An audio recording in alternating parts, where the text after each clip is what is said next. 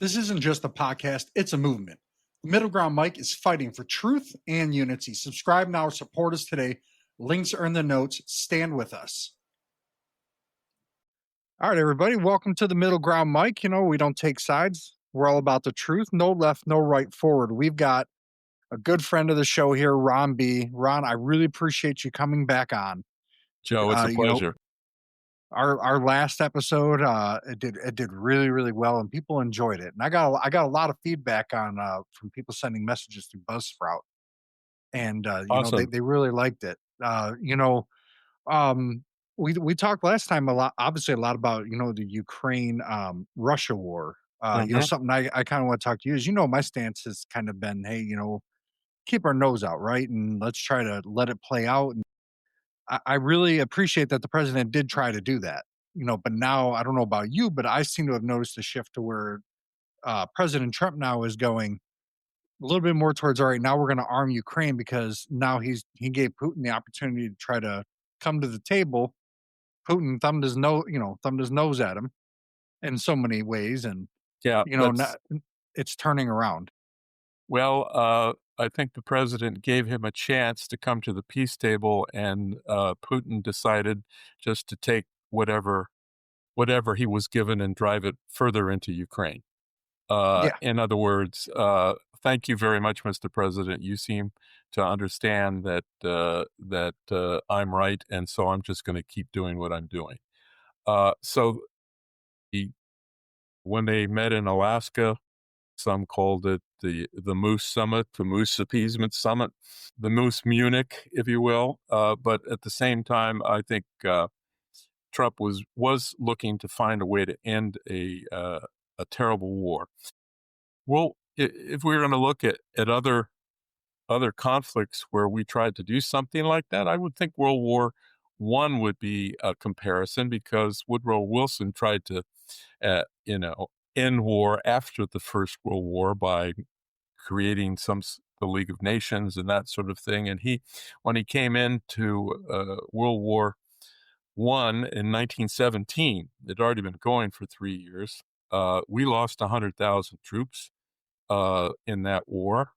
He asked the British and the French to do something they were unwilling to do, and that would be not to punish Germany too harshly, or else they might come back and do it again.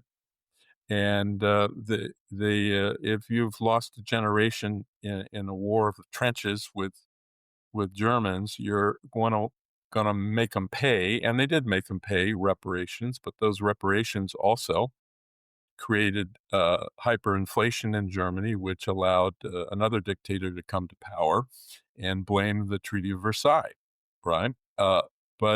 So in a way, Wilson was before his time in asking for peace, so that there wouldn't be another war, but the other parties didn't agree to it, did they? And I'm seeing the same sort of thing happening with Putin and Ukraine, but now we have Europe backing Ukraine, and the United States, as part of NATO, has to back Ukraine now too. Yeah, I still stand by the Kevin O'Leary approach to really kind of ending the Ukraine war, and that's to go to China, say 400% tariffs slapped on everything coming out of your country. And two things are going to happen. You're going to lower your tariffs, and you're going to tell Russia they got to stop, because in reality, China and India are propping up Russia by buying their oil. The only problem with that is they don't understand Russia, and Putin. If you've studied Russia like I have, I've gone there and worked for the Freedom Support Act in 2 summers, and met with Russians and read Russian history and worked with Russian diplomats. The Russian point of view is they don't like to be encircled, and they have their own rights, and they have to, and they see Ukraine as part of Russia. Next question. That's... Anything else I can tell you? The Ukraine, the Kievan Rus was there for 600 years, and the Rus part of that became Russia. And the Russian Orthodox Church was founded in Kiev. So doesn't that make it Russian? Right. In their view, yeah. in their view, but not in the Ukrainian view, because the Russians were big ass bullies, and came in and told them what to do. And Stalin did more than that, starved them during the 1930s to force them to become uh, communist farmers, and there were, 3 to 5 million people were starved to death. So that's there were people that still remembered that from that period of time when the Russians came in again in 2014 and took Crimea without too much problem, I might add, and then declared it Russian. And then, well, since there wasn't much pushback on all the troops that were being deployed around Ukraine, they went in 2022, a couple days after my birthday. I remember because I was on the news the whole time, so I didn't get to celebrate my birthday that year, but that's fine. Uh, uh, there are much more important things. In fact, another year, you don't want to celebrate that at a certain point. And you certainly didn't want to celebrate the Russian invasion of Ukraine, which is the second time they'd done it in a decade. And this time, it's now become a war of attrition, where there are 2 to 3 thousand people dying a week, and that's both Ukrainians and Russians. And it doesn't show any signs of letting up, frankly. So I don't think there's much that China at this point can say to Putin that it's not in his interest to do something when he's already spent money, blood. Russian pride is probably the most important thing here. That they see this as a vital interest, not a peripheral interest, but a vital interest that Ukraine not be a NATO country and there not be Nutella along the border, the 1,200-mile border with Russia, because it is a Russian interest that Ukraine remain somehow connected to, if not part of Russia. Hard to get beyond that when you're talking to a Russian. At some point, you know, before the war started, there was a chance that they could negotiate it like they did with Austria in 1955. The Soviets were in Austria until 1955, by the way, but they agreed to go neutral, and so the Russians left. And Austrians are still neutral to this day, but they also have connections to NATO and are connected to the European Union. But that got the Soviets out. You could do something like that with Ukraine, but now that there have been so many casualties, both sides are dug in to a point where they're not going to want to give up territory, and the Soviets are not going to want to go home, especially from the Russian-speaking areas. One that's been incorporated into Russia, where their fleet is in Crimea, and in Donbass, where the Russian speakers asked them to come in and help them when the war started in 4 years ago. And as soon as I heard that, that's when I predicted it would be 24 hours before the Russians came in, and that was correct. They did come in within 24 hours. So the problem has gone on for too long. There have been too many casualties. Now both sides are dug in, and so it's going to remain a war of attrition that is going to be a point of contention between NATO and Putin and the United States for, I say, years to come. Uh, Putin's not ready to give up, and Zelensky isn't ready to give up territory. Let's take a quick break. The Middle Ground, Mike, isn't just another podcast. It's a movement for unity, for truth, for a future beyond the left and the right.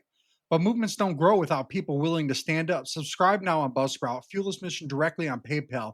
Every subscription keeps the fire burning.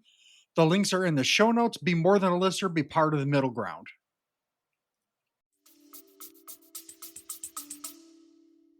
You know, he what what does it look like post Putin? Like, will Russia continue that same stance, or do you think that that is Yeah, a it's post n- Putin Russia?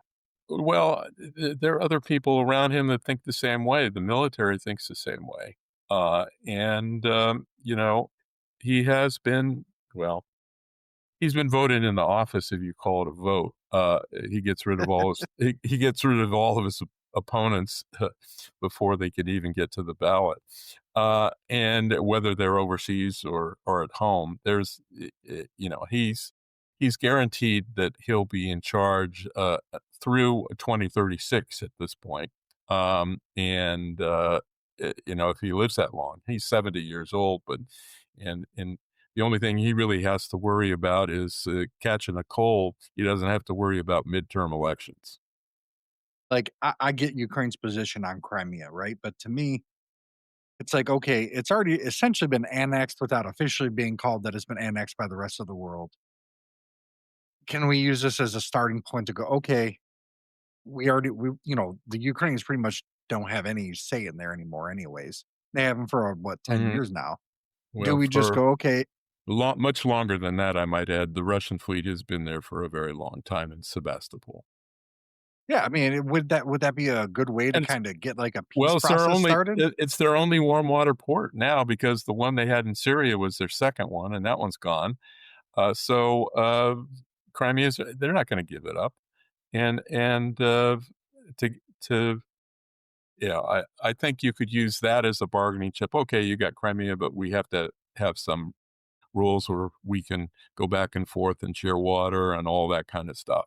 But the real issue is eastern Ukraine, that the Donbass region in particular, Lugansk and Donetsk are that's where they're fighting now. It's the Russians are making progress incrementally at great cost to both sides, and that goes on every day, and we don't realize it. But the Russians are sending drones into Kiev. The Ukrainians are attacking Russian depots, fuel depots within Russia. So it's not getting better, and it's going to require a lot more investment in military personnel as well as materiel in order to keep defending Ukraine. And that's why I understand the urge to, can we just sit down and figure out a way to end this? But both sides are so dug in at this moment that it's hard to predict how this could happen. You mentioned perhaps, you know, Putin does get a cold, or somebody gives him a cold, or gives him a bullet, and in another case, some people have suggested would be a good idea. Well, he's figured out a way to protect himself very clearly. He has people eat his food, and he doesn't show up uh, one place too often, and he doesn't have a fit schedule. He knows that there are those out there, especially Ukrainians at this point, that would like to get him off the political stage, but he's likely to be there because he's got a security apparatus he's had now for 25 years. He's been in power 25 years. Wow, has it really been that long? Man, 25 years since 2000. That's when he got wow. involved. I didn't So even so he's been in it for the long game, and think of how many presidents there've been, let alone presidents of Ukraine in that time period. He looks at Western politicians as temporary flies on his windowsill that he can swat very easily, or at least wait until they die, until the next one comes in the next midterm election. I mean, he's not wrong in that aspect. He's not wrong, but he's in it for the long game, and we're often in it for the shorter game. But in this case, we have to be in it for the long game because we don't want Russia to overtake Ukraine, and we don't want this war to continue. That's the dilemma. That's the dilemma. I mean, I'm sure you've seen, President Trump has gotten a lot. I don't know if you want to call it peace deals or at least like a truce per se with a lot of countries in the last several months. Yes, he You know, he, has. do you know, and despite a lot of his faults, it seems to be one of his strengths that he can get people to go, okay, let's put the gun down and do business. Well, he's a deal maker. He's transactional. He says can always be a deal made, except when it can't, and I feel like that's Russia. that's Russia, Ukraine, Yeah, I and just it's also to another degree it's the Middle East.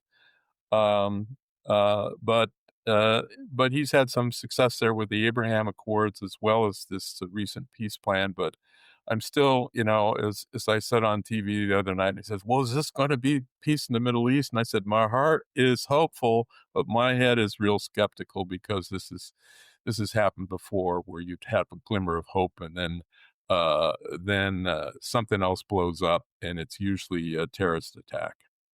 yeah, it's just gonna take somebody, flicking their nose the wrong way, and next thing you know, all chaos breaks out Well, there. It's such a and fragile part of the world. the war in Gaza is going to create a whole nother, generation of terrorists that want to get back at Israel for attacking Gaza. So it is what it is, but it's a tragedy for especially for the Palestinian people that I got to know over a 6-year period and worked with Fatah. Never worked with Hamas. We weren't allowed to, for good reason. And but it was clear that um, much more was going on than just Israel and the Palestinian people. You have Iran, you have the other Arab states involved, you have Europe involved. It's always been a very, very difficult place to create peace. It always has been step by step. And the first step was Egypt, then came Jordan, and then the Abraham Accords were a good step forward. That's what I see as hopeful.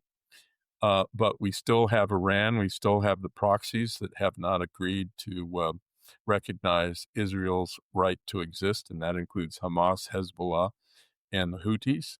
And shall I mention Iran? Hasn't mentioned that either. And they're the ones pulling the strings. And you think after this last conflict with Israel that they just want to lay down their arms and say, "Yeah, let's be brothers." I don't Oh yeah, think no, so. no, not at all. I don't think Mm, so. And well, we can hope for a Trump land in Gaza with rides and real estate. It's got to be first and foremost the Palestinians and the Israelis that come to an agreement on peace, because without that and without those around it, namely the proxies of Iran, uh, uh, there will continue to be war in the Middle East as long as it's in that situation. Hate to be a Debbie Downer on that, but I think there needs to be a little uh, reality injected into yeah, the equation from time to time. There are things that become hopeful. Treaties do happen, and peace treaties have happened.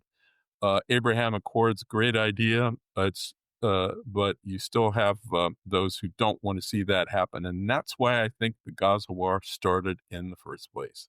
They didn't. Iran didn't want to see uh, Saudi Arabia and Israel sign an accord, which we were getting very close to doing.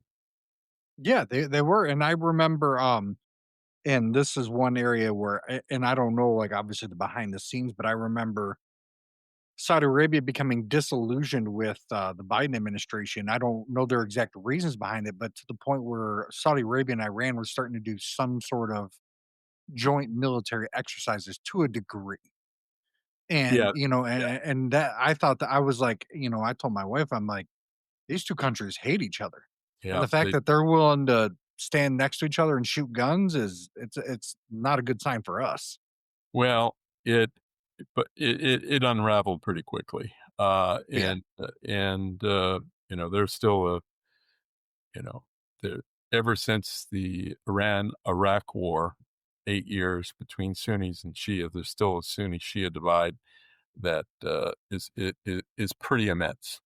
Uh, and let's just say that may have you don't need to lose sleep over that alliance any longer, I don't think.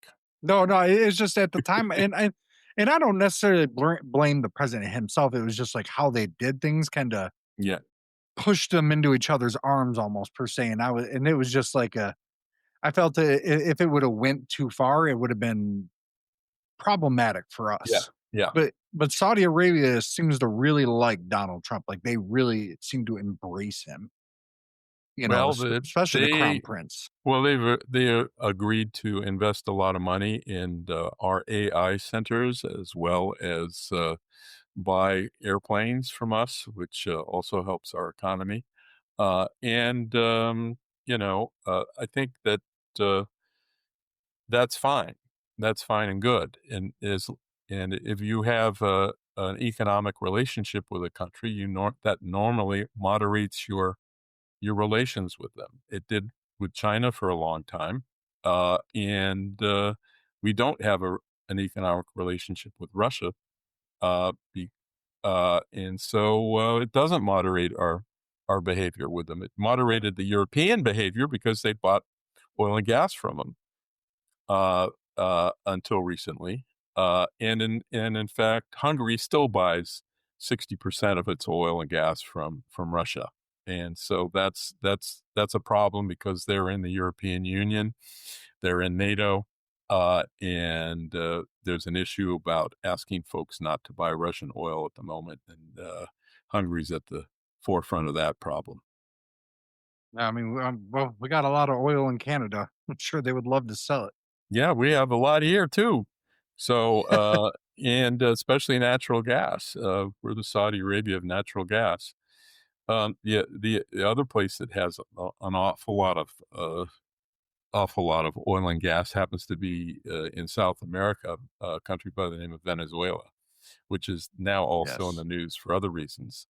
Um, the Trump administration has declared the cartels, six cartels, well, actually more than six, but six Mexican cartels. I think there were 12 cartels in total in South America as terrorist organizations, and that puts them in on the same footing as ISIS. And in fact, the president has said that the cartels are the ISIS of Latin America, and that Maduro, having gone through two elections that where he did not get elected but still remained in power, uh, does is now involved in the drug trade and is going to be tried as a narco terrorist. In fact, has been indicted in New York as a narco terrorist, and the Department of Justice has raised a reward, if you will, of to $50 million for information that leads to the arrests of Nicolas Maduro as a narco trafficker. You may have noticed that there have been a lot of military buildup in the Caribbean, and Yes. not just the Caribbean. What just went through the Straits of Gibraltar yesterday was a carrier strike group, and that was the USS Ford, which is the most modern $13 billion aircraft carrier that carries anywhere from 75 to 130 airplanes, Oh, geez. F-18s, F-18s, Seahawk helicopters, EC-2 Hawkeyes that are reconnaissance air. There are 4,500 people on that ship alone. You don't just get an aircraft carrier when you get a strike group. You get three destroyers, you get two cruisers, you may or may not get a submarine, but which you usually do. An attack submarine, in this case, a Virginia class submarine, the latest. So that much firepower coming into the Caribbean is the most firepower we've had there, maybe ever. There, there's more firepower in that carrier strike group than many nations have in their entire military. So that going off the coast of, shall we say, Venezuela is going to send a message. And there has been a campaign of pressure on Maduro to step down, which he won't. Uh, and we've seen B-1s fly from Texas to buzz Venezuela. we've seen B-52s from other Florida, buzz Venezuela. We've had if you haven't noticed that they've renovated a base in Puerto Rico that was called the Roosevelt Roads, that now has its satellite photos show that there are F-35s based there, and there's also the FAA has a couple of days ago, uh, restricted airspace over Puerto Rico for the next 6 months, that only DoD aircraft can fly over in a particular area, which means that they're getting ready for some sort of operations. At least that's the signal it sends to me. All of these things point to something going on in not just the Caribbean, but against drug cartels in general. They have sunk 14 ships thus far, and that's a a controversy in and of itself, because if you were to capture those boats and then show the world that it had cocaine on it, and then arrest these people, that's different than just blowing them out of the water. And they were in international waters, but they more than likely were drug boats. But the way you do it, and I'm certain that they verified that they were drug boats before they blew them up. Um, and they may just be that they don't care about it any longer, but the U.S.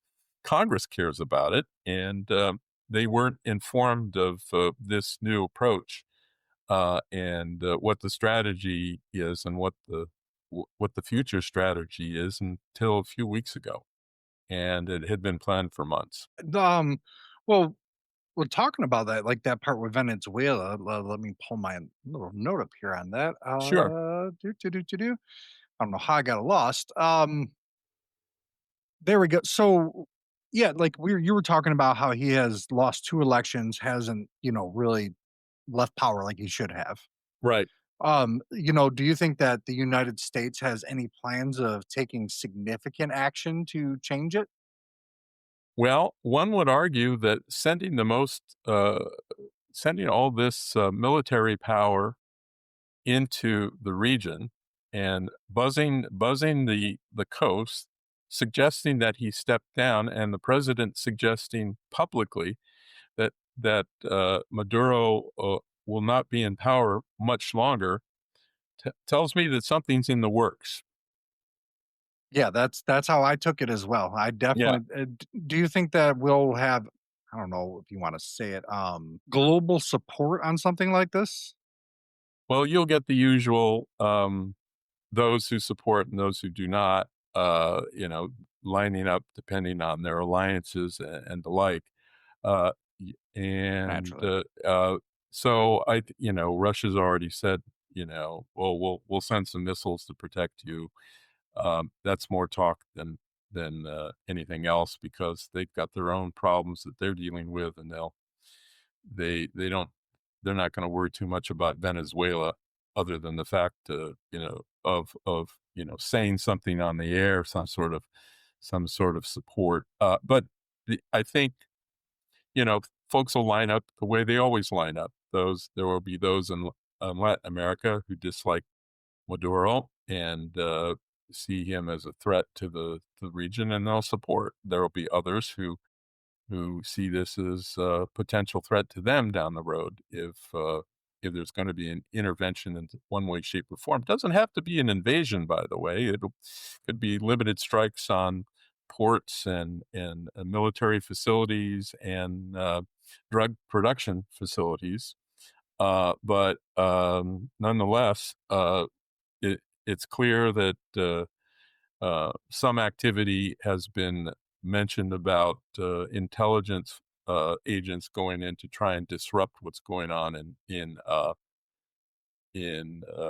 Venezuela, and Maduro has said that he's arrested some that intended to do so. But whether or not that's true, don't know. But if there is something going to happen militarily, uh, there is always some sort of intelligence gathering information and folks on the ground doing things too. So it wouldn't surprise me if it's happening.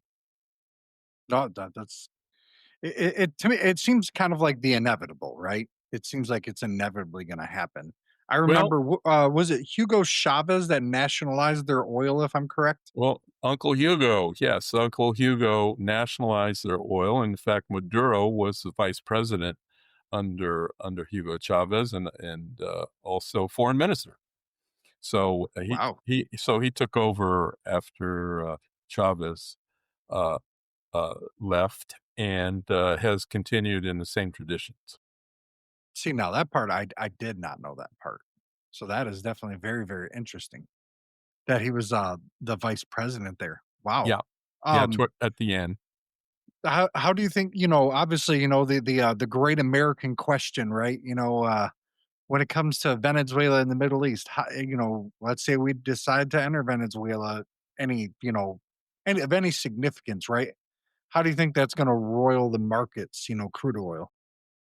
Well, initially, it'll probably increase the cost of oil whenever there's a conflict in an area where oil is present. That we know that from the Middle East, and especially if other supplies, if you're stopping supplies from Russia from getting bought, that means that it would Venezuela, if that oil comes off the market, then you're going to see an increase, or at least a temporary increase until they figure out what to do uh, and what the outcome of any potential conflict would be there. It would be very important uh, be, because that either Venezuelan oil gets back into the global economy or it stays within the authoritarian economy, and that's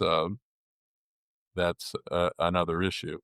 But I think when you see questions like, "Is the United States interested in stopping drugs coming from Latin America to the United States, or are they interested in regime change?"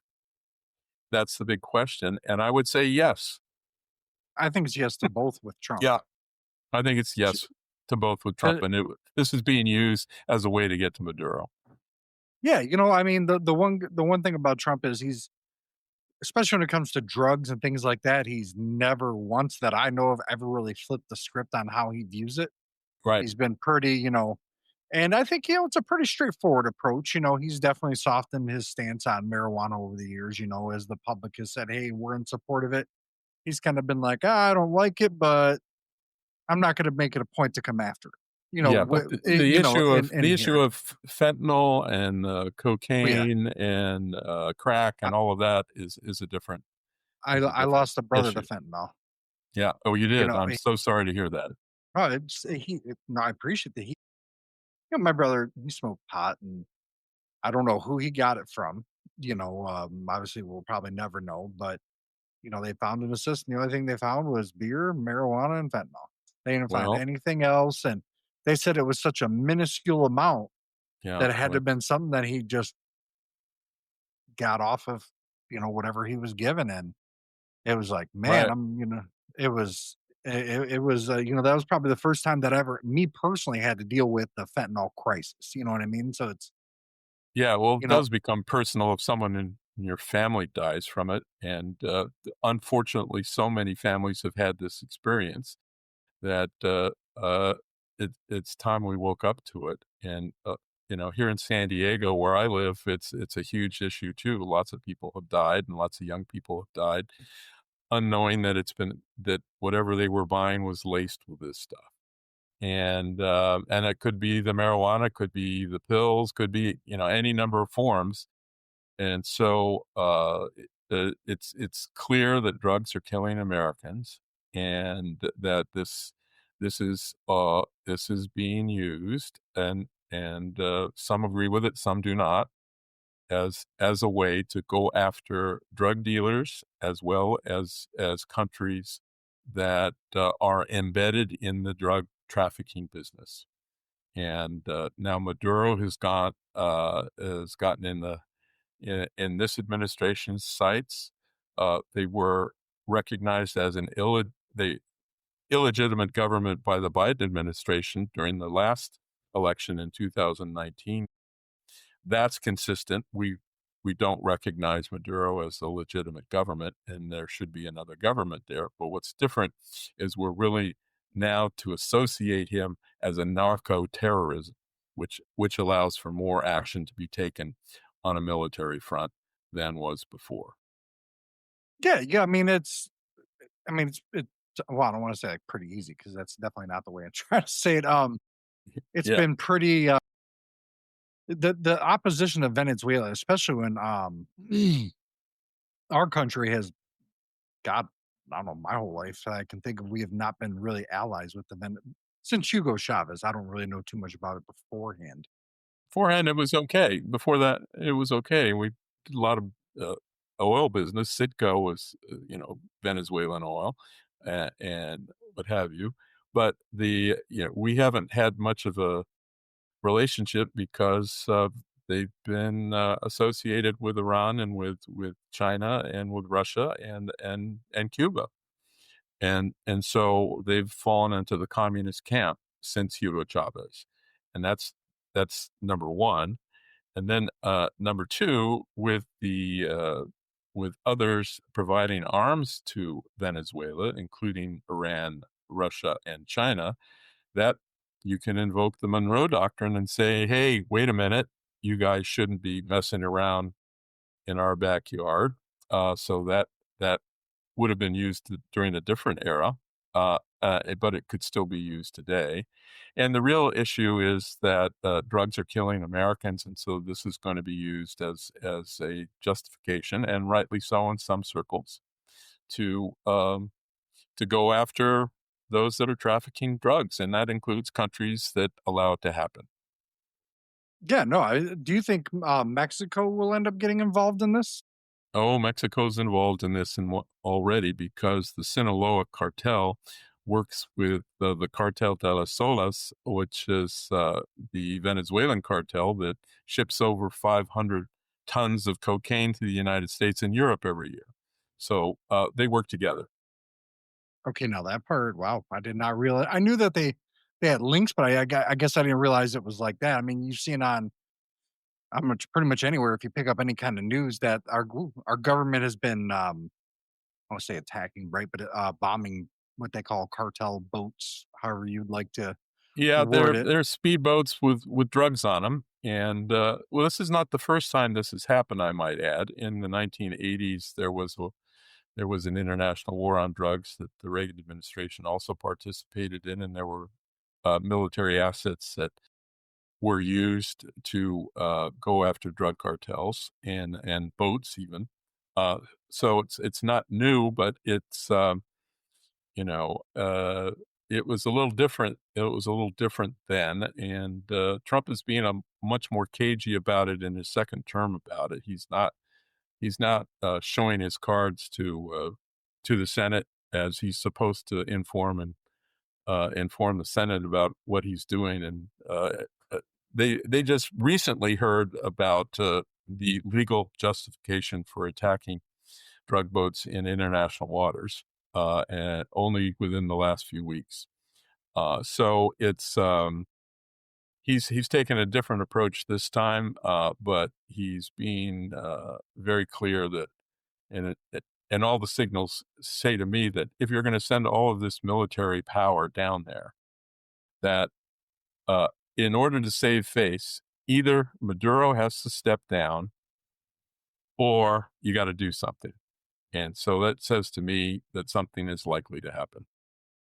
Yeah, I mean it just seems like an inevitable thing that's going to happen at some point. Um, is any of this I haven't seen any, right? But I know like during the Soviet era, they sent a lot of money to Central America. Is Russia linked to any of this? Well, Russia used to be, and the Soviet Union used to be, and in fact, but when the Soviet Union broke up, they were subsidizing Cuba to the tune of $1 million a day, at least that equivalent during the Cold War. But when the Soviet Union ended because they were broke and didn't have any hard currency, and it's taken them a while to build it back up with their oil and gas reserves. They are subsidizing um, like-minded countries, including Cuba uh, and Venezuela again, but the but certainly not at the Cold War levels because they have this very expensive war in Ukraine plus sanctions on their oil and gas business for anybody that does business with them. So it's really they can't afford to support Venezuela along the lines that Venezuela would like to be supported. And I might add that, 56% of Venezuelans can't afford to buy food. In 2017, every Venezuela lost 24 pounds on average because there were food shortages. And they Wow. were on what was locally called the Maduro diet. And the Maduro diet was there was no food in the stores, and so you had to go on a diet. Uh, and so the Venezuelans over over relied on oil and gas economy and didn't diversify their economy as any smart uh, capitalist economy usually does to make sure that there's enough foodstuffs for the people uh, uh, as well as enough airplanes for defense. And they didn't invest in anything else. And when oil prices went down, and that that crushed their economy, inflation went up, and folks started leaving. There are about 8 million Venezuelans have left a 38 million a country of 38 million, and those that are there are in bad shape. So, with a government that is not recognized by 60 other countries in the world. I didn't realize it was that many. 60. Yeah. Wow. I knew, yeah, wow, that's quite a quite a bit Yeah. of countries not to recognize you when you're a major well, at one point you were a major player in oil, I should say. Right. Right. You know, I know that, with Russia, Ukraine, you've got obviously our government's been shut down here for what, over a month now. Yeah. Uh, It's so been a long time, the longest ever. yeah, like how does I mean, obviously this is the longest ever, right? But through your experience, how does something like that impact, these types of situations, the Russia, the Venezuelas of the, with what's going on there? Well, it certainly does because if people are furloughed in the foreign policy or national defense area, that means you're having to rely on people going to work and not getting paid. The military gets paid, but certain others don't. And the issue becomes where do things fall between the cracks? And between you and me, and everybody listening, I don't think a superpower should ever shut down. And No, I me think neither. and I think that it is this is what the 18th time the government has shut down the last 20 years. And this goes right to why you exist, the middle ground, Mike. That is, can't you make a deal to Right. get a budget? And isn't that your job, Congress, to get a budget? And if you can't get a deal, you shouldn't be paid. And in fact, you know, for every day that they don't um, agree to a budget, they should stop paying all congressional staff. See how that Yeah. see how long it takes for them to get the job done, right? Or they should stop paying into the IRAs of all congressmen, or stop paying congressmen. Just don't pay them. Yeah, I wouldn't And be I don't think most Americans would be opposed to that. They'd probably be all for it. I've It should be I've a heard that. constitutional amendment. Well, it should be, and there were, laws, some legislation that was passed at one point to that extent, but I think it's no longer in place. But for God's sake, do your job and get it done. It's embarrassing as a superpower that you can't even agree to pay your own people that are that are air traffic controllers. But yeah, Give me a I've seen. I got one of my locations is by the airport, and we've started to see some impact from that. yeah. Well, and what the Trump administration has been doing is systematically firing bureaucrats, and many bureaucrats are Democrats, and it's like, well, this just gives me another way to reduce government spending, which in turn creates the spiral on the other side, saying, well, you can't reduce government spending because that's our forte on the Democratic side. Right. So I use Michigan as a really good example. I mean, obviously, yeah, it would be a good example. the government technically, I don't, I think technically it got shut down for a hot second, but they got record investment in this state into K through 12 education, right? They got Republicans and Democrats to come to the table on that.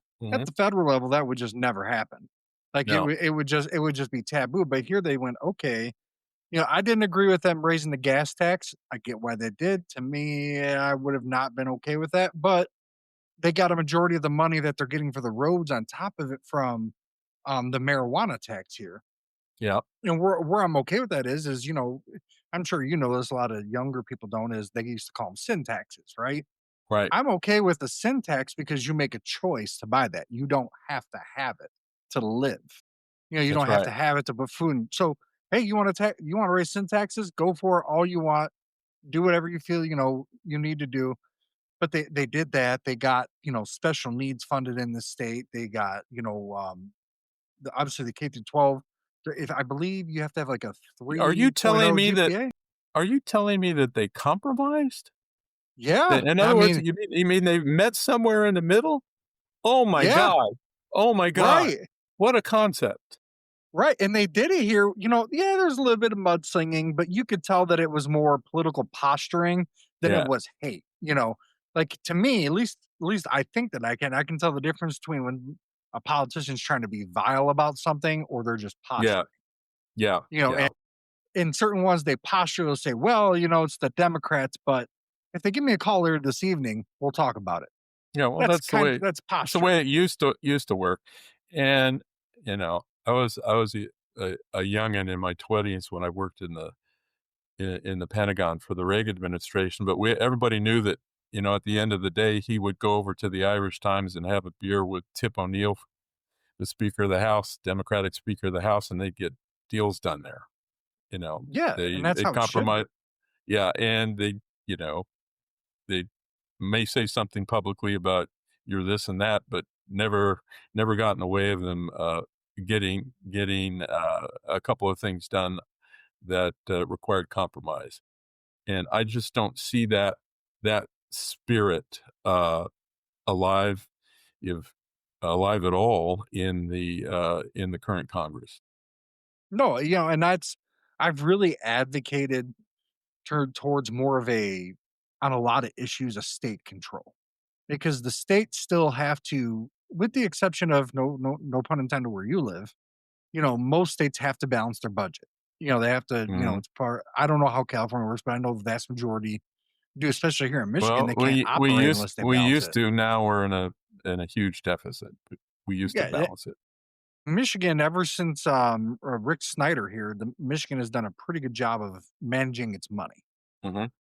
And I mean, heck, you can buy in the city I live in, you can buy a 3, 4 bedroom house, 2-car garage with a basement, old ranch style home for probably anywhere from 150 to 180, 200,000. Now? And yeah, now like in today's market, there's one a couple doors down from you for sale for 210,000, I think it is. Hey, It's a 4 bedroom house. I have to become a Tigers fan. Yeah, and it's and I attribute that, obviously, they had the auto crash, but I attribute that to Michigan being a very balanced. approach to everything, right? Because Michigan is I forgot what somebody said. Michigan's a purple state. Mhm. Depending on the issue, Michigan flips red or blue. And it's not even just in general. It literally comes here down to the issue itself, Yeah, where yeah, people tend to, the UAW endorsed Biden. But if you yeah, drove around, like I live in Automotiveville, right? Almost right. probably half the people around, they all had Trump signs on their lawn. Mm, The yeah. UAW leadership did not match their membership in terms of who they were going for in this election. It was Well, and complete opposite. that came out the other end, didn't it?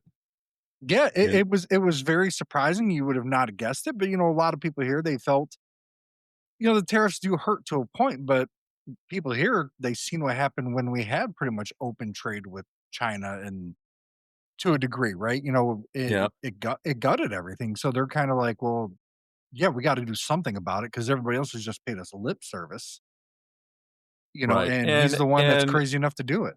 And he pinpointed the automobile industry, which is huge for Detroit, huge for Michigan. So that the tariffs were linked to automobiles was very clear for everyone to see. Oh yeah, big time. Well, let's jump over to something we're talking about Charlie Kirk. Yeah. What a tragedy that was. Yeah, it was a tragedy. I got called from a local ABC News station to go on when he was shot, and he was still alive when I went on. And I said I might have even sent you a link to it, but Yes. the what I said was it's a tragedy, no matter his point of view, no matter if you're liberal or conservative or some purple mix of the two, that you should allow all points of view to be out there. And just because he believed in the Constitution was a conservative voice, very conservative voice, no question about it, that supported gun ownership and was against abortion and all of that. That's his right to have that point of view, and under the First Amendment, and he endorsed a constitutional debate based on the Constitution itself, and it's hard to argue against that in this time when people aren't even looking at the Constitution and realizing what's in it. So you don't attack the person; you attack a policy. You don't do ad hominem, you know, character assassinations followed by a real assassination. You do a debate over the policies and you dissect the policies, not the person. He was dissected that day by a bullet. That should never happen again. And didn't matter if he supported gun ownership or what have you. Some people, you know, said it was ironic that he supported gun ownership and that's what got him killed. That's the wrong way to think about it. The right way to think about it is allow everybody to say what they want, as long as it doesn't encourage political violence. And he Yeah, did no, not no doubt. he did not encourage political violence, but he died as a result of it. Yeah, he's as a human being, he's probably one of the most pure people that you can meet in terms of he really was who he was. There wasn't the Charlie Kirk that was on campus and then the Charlie Kirk that was, behind the curtain per se. Yeah, That's the one thing a lot of people say, he was authentic to who he portrayed himself to be. And, I believe if I'm right, I believe his wife and one of his daughters were there. And that was, man, I could only imagine. Right when not long after it happened, I pulled it up on CNN and my wife was watching it too. And it was tragic. I mean, I'm not gonna lie, I'm not a guy who generally, has very much emotions, but it brought a couple tears in my eye. I'm sitting here, hmm I'm like, man, this is probably the first time where a political, maybe outside of like 9/11, where a political event like that, if you want to hmm call it, assassination, really like, I guess it got to me because it was so raw. It wasn't like, okay, hey, this was like, you see the guy. It was almost to me like in terms of like the raw emotion of it yeah. to how it was Well, with JFK, because 'cause you've well, seen it. Well, it's a human thing. You think about their family. You think about his wife, his kids, no longer going to have him in the house, no longer being able to raise their family.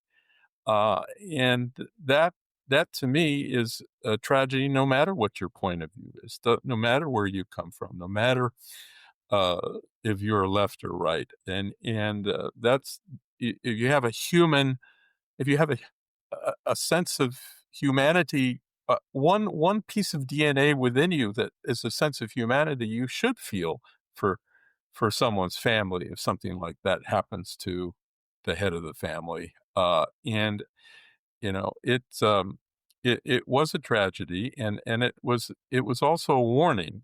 It was a warning that if I may say, uh, that the middle ground is where you should be, not on the extremes, because the extremes lead to this kind of behavior. Yeah, yeah, and I some of his positions definitely, would come off as extreme with how he would say some of them, but Well, he yeah, was it's never true. downright he was never downright sarcastic with people, but I never took anything he said as downright rude. He would always kinda let people, if they got to that point, he would be like, "Well, it's kind of on you, see you later," type of thing. Right. I I I watched a lot of him beforehand. I think what I really liked is just when I watched how he was able to engage. And even, and a lot of the times people who didn't agree with him and who were mean to him, if you want to call it that, they would sit there and have that conversation. But I never heard the vast majority of them ever be like, "Well, I don't like Charlie Kirk, so kill him," and then come to find out that the shooter or the murderer assassin, his family was diehard MAGA. This young man goes to college and somehow, people are, "Oh, he was radicalized." I'm like, I don't know if I would go there, but something about everything in that situation, the world going on, flipped this kid's switch to such a degree. Yeah. That is where, for me, that's where I'm like, we really need to invest some money into mental health because we're teaching kids how to think better, something of that nature. Something's that because these kids don't know how to process Well, emotion. yeah, you're absolutely right about that. I think the if he had learned the idea that it's okay to disagree with somebody, just uh, take it to the ballot box, not to a gun cartridge. All right, vote for who you want, discuss for who you want, but don't kill who you dislike. I mean, that should be sort of basic moral principle that everybody gets when they grow up. But for some reason, we're not teaching that effectively enough in schools, so that folks like this get it, or they're not interested enough in school to participate. And that's where you're talking about mental health issues. Anybody that chooses to shoot somebody has a mental health problem. I agree with you, Yes. and that needs to be the focus. Yeah, well, I think teaching kids accountability and Yeah. responsibility, it Yeah. should happen at home, but Yeah. apparently in some situations, and I'm not Yeah. criticizing parents as a whole, but I'm a parent myself, but in certain situations, it can't be happening with things that are going on. Like, and I'm not knocking these parents for say not trying, but something is not right. So here in Michigan, I'm sure you remember the Oxford school Yep. shooting that Oh, happened yes, I here. remember that. Yeah. The parents literally bought the ammo and the gun and put it into this kid's hand. And he had been in trouble several times at school for like violent like tendencies. I believe his mom was there the day before or the day of, where he had been using the school computer to search hollow point bullets. And Yeah. It's and I'm going, this is these were like it's responsibility and accountability is just completely gone in some situations. yeah, it is, and that's that's that's a challenge. That's a challenge for security forces around big events like Charlie Kirk's. And from now on, I'm afraid that any large events for Turning Point or anything like that is going to require a lot more security preparation. But I also note that Turning Point just exploded in terms of its numbers after Charlie Oh, yeah. Kirk's death, as a way of saying, "Hey, you can't do this." In fact, there are many more of us that will step into his shoes because of what he believed in, and we believe in it too. So it was really counterproductive to take this action against him in terms of you just created more support for him. Yeah, And yeah. if you really hated the guy, this was the worst way to uh, get after his movement because you really regenerated it and in fact put more Turning Point organizations on high schools and universities than had existed before. God, I think they only had 100 and something or a couple hundred, whatever it was, and I think they have applications like 30 to 50,000 worldwide now, Yeah. for chapters. And, and the one thing that I have noticed, and it seems to still have sustained itself, is there's been a religious revival in this country since then. People have, Hmm. well, like, it's kind of like, when, obviously I wasn't alive, but when JFK was assassinated, I don't know if it, like, brought people, like, closer together, or, it made people, like, reevaluate themselves, Yeah, but it's really pushed I people was there. 7 years old. I was 7 years old when that happened, and I had just met him the year before in Yosemite National Park. He had flown in via helicopter to visit the park, and my dad was in charge of entertainment in Yosemite, and so we knew the park rangers, so we knew where the helicopter was going to land, and so we went out there, and there I was with my Laura Scudder's potato chips, waiting for this guy in a helicopter to show up, and he's the president of the United States, and dang if he doesn't walk right out right in front of me. And I go, "Hiya, Perez." And he comes over and shakes my hand before he goes over to the Lincoln, to the, uh, open air Lincoln. He was going to drive to the Awani Hotel. And my mother gets mad at me and says, "It's Mr. President, not Prez," and that gets picked up by the Fresno Bee. That's the newspaper. Our last name's B. So that made it fun for them to say, well, little Ronnie B got told to call him Mr. President. And then 50 years later, I get a call from the Fresno Bee saying, was that you? I said, yeah, that was me. So I met him. And so that next year in, I guess it was fourth grade, I don't remember. No, second grade. Um, we got something over the intercom. Said, "This is the principal. The president of the United States has been shot, so pray for him." And, I'm not sure you would get that over the intercom these days at a public school. And so that's what we heard. And then all the little boys in the class said, "Well, we'll find a guy and, you know, cut his arm and put salt in his wounds. Whoever did it, we got to go beat him up. Whoever did it, it was just like little kids trying to figure out what was going on with it." But I remember that day very particularly, and I remember my mother crying when I came home, and Yeah. said, "Mom, what's wrong? Something wrong?" Says, "Well, the president's been shot." So, "Oh, I didn't know you knew him so well." But the fact of the matter was that he was an important figure that who brought hope to a large portion of society, and to lose him in that way was so difficult for many people to understand because there have been other assassinations, of course, that came after that. Martin Luther King and his brother Bobby Kennedy in 1968 in Los Angeles.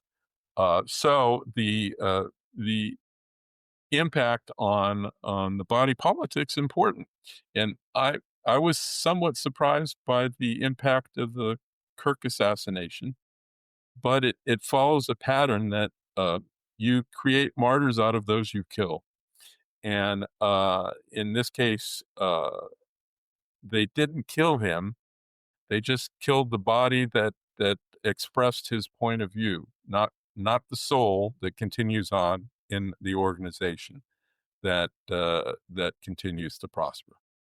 Yeah, I mean, he was I think what was it?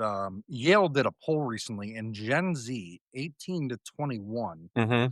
is 12 points more conservative than I believe Gen Z that's 22 to 28 or whatever it is. That's And interesting.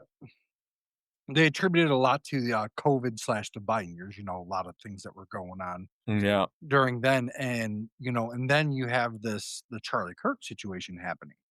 yeah, I think that depending how things flow, you may see another Reagan style rise of, conservatism in that, more of like a positive spin to it rather than, and right. I'm not knocking MAGA per se, but MAGA is a lot more raw and, they're not Hmm. mincing any words, there's no politeness about it in that aspect. And Right. I got a lot of MAGA friends, but, you know, Ronald Reagan was very tactful and he's very polite, where obviously Trump is not. And I think Yeah, the well, Charlie Kirk Reagan, situation will Reagan, fuel it. Reagan could be pretty direct too, but not like Trump. You're right. He had a little more diplomatic flair. Yeah, and the one good thing I'll say definitely about between both of them is I truly believe they both care. Like about the country, about vastly different things, Yeah, than a lot of us, yeah. but you will be hard pressed to find a lot of people who care about their country as much as those two did and the degrees that they are doing. And I find it interesting that both had assassination attempts against them, Yes.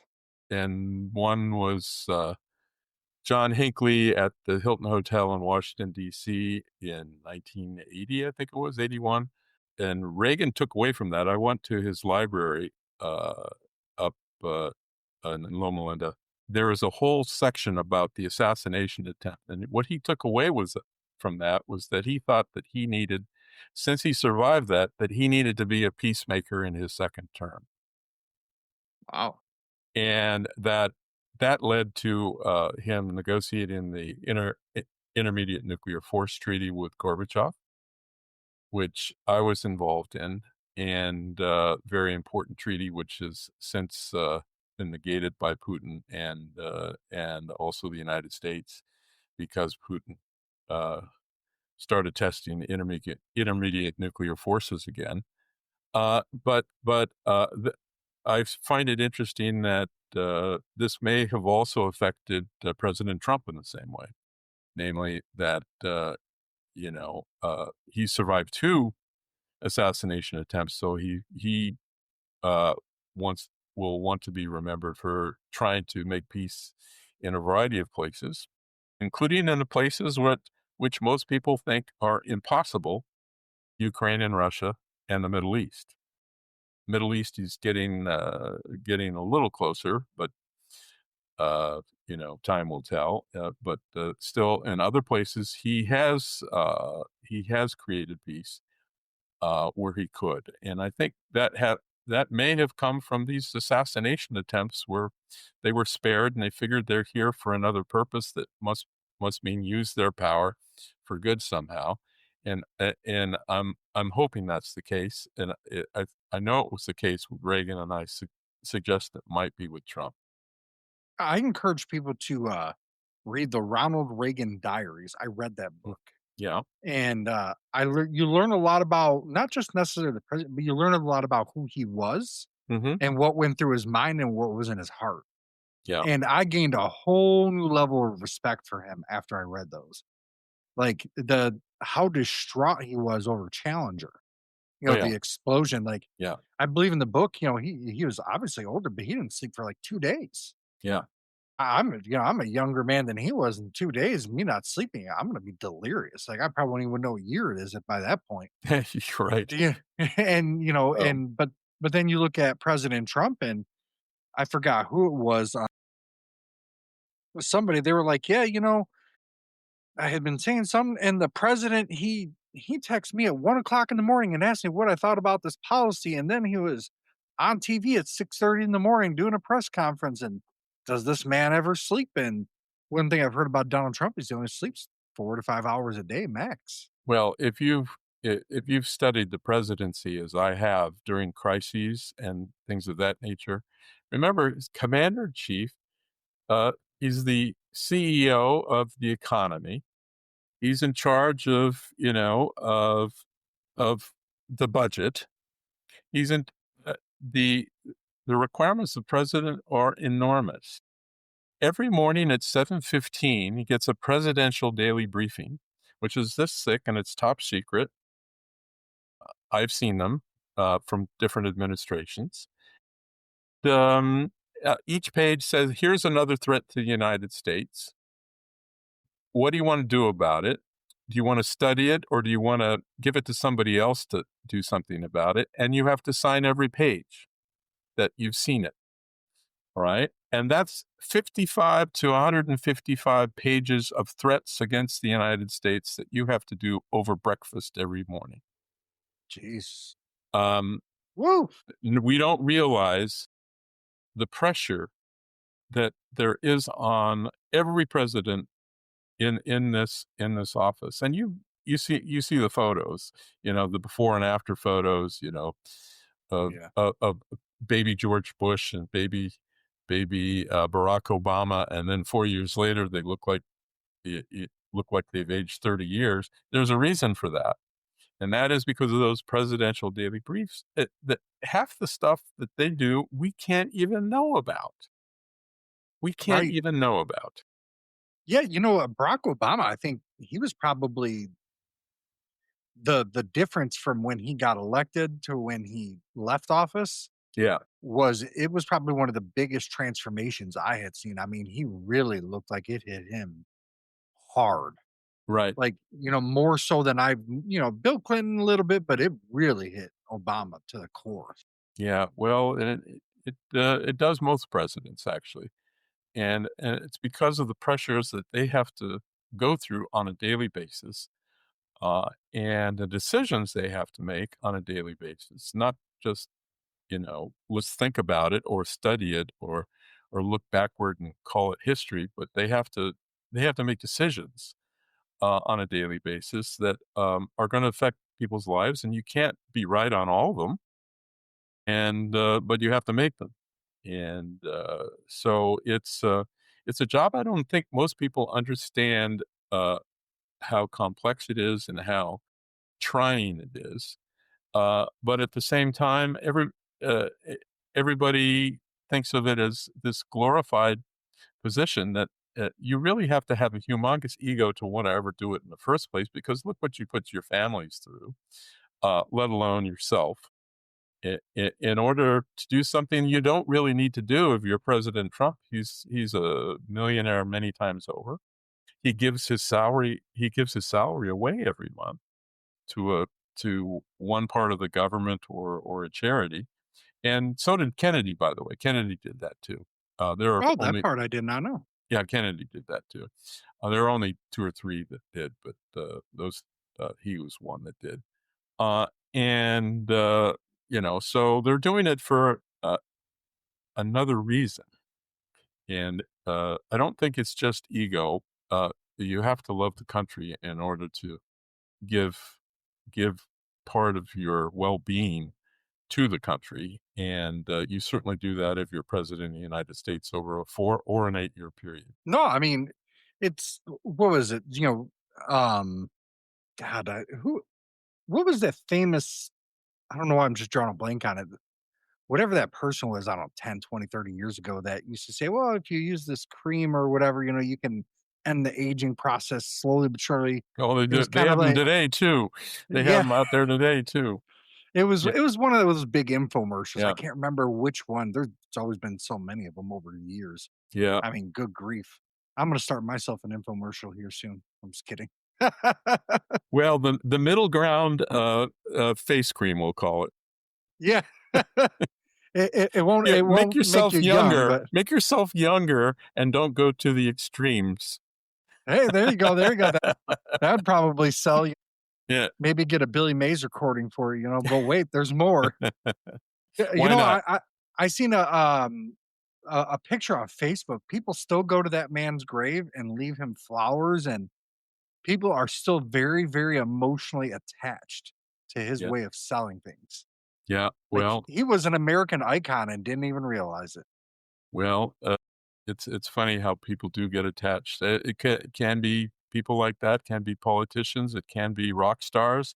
If you Yeah. go to graves in Paris, you see Jim Morrison's grave, and there's all sorts of flowers left there, and albums stuck in the ground with signatures, and you name it. It's people they do idolize people in the public light, whether they be selling something, singing something, or projecting something as a politician.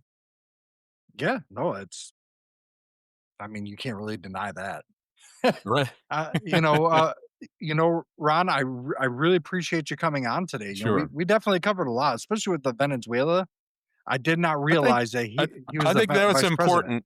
I think it's important because it's coming up, and Yeah, we gotta watch it carefully because, it's, serious business. it is. And folks, I normally I'm pretty concrete and on where I'm at in the middle area, but the Venezuela one, I have not really formed a concrete. Yeah, that guy's got to go. He lost an election twice. You got to go. But outside of that, I'm very in murky waters about it, right? Because sovereignty of the nation, but at the same time, the drug Well, cartels this will and give you more of an opportunity to learn about it, and you can, go to the Congressional Research Service. Their reports are balanced. That's where I used to work, and we had to put out all schools of thought in all of our reports. That's why I suggest to my students that they use it for their research papers, and it would be a useful thing to look at for your viewers too. They're all online. You just type in Venezuela, U.S. Venezuelan relations, and you'll see a series of reports, and you get the latest one. I think was this month that came out on U.S. Venezuelan relations, and so that'll give you the background and context you need to know on how we got here before anything happens. yeah, I just pulled that up now that you said that. I literally so now I'm gonna You make see sure it? yeah, Yeah, yeah, I definitely see it. It's Venezuela right there, September 30th. yeah. Yeah, so I'll So definitely be analyzing that. yeah, That'll I used to write these things, so I know, and 30 people review it before it gets published, and every word gets looked at. So I know that they're done very carefully, and they have to be balanced. They have to reflect no bias and reflect all schools of thought. When someone would call us and say, write me a speech. It was called directed writing. We had to stamp directed writing on every page because they were telling us what to say. wow. Now that part I did not know. Yeah, well, most people wouldn't. Wow. Well, Ron, I'm sure there's gonna be some things developing here real soon, and we'll have to get you back on here, especially with Venezuela, and I really hope for the world's sake that Ukraine can at least somehow wind down to some degree. Or Don't we all? at least hit a stalemate where they stop shooting. Like get to a stalemate. That's the problem. They can't get there, and this is a war of attrition. And a war of attrition it favors Russia, unfortunately, because they've got a lot more people than Ukraine, but Ukraine has a lot more money behind them from NATO and the United States, and so that's why it continues to move forward. Yeah, it's unfortunate. And everybody, check out Ron, what's your website again? I'm drawing a blank in my head. Well, we've got learnthroughtravel.com that talks about my program at Oxford. I'm on Facebook as Ronald B, and I'm also on X as at Ron JB. Yeah, check his stuff out. I mean, Ron puts out a lot of good stuff too. I mean, I know I crank content out like there's an army of people behind me doing it. Mm. I try to anyways. But everybody check out the websites, check out Ron's stuff. In the description of this post, his websites will be on there. And again, Ron, thanks for coming. Remember, everybody, no left, no right, forward. Let's all look ahead and be peaceful towards each other. And remember, we all occupy the same land. What he said. All right, have a good day, everybody. All right.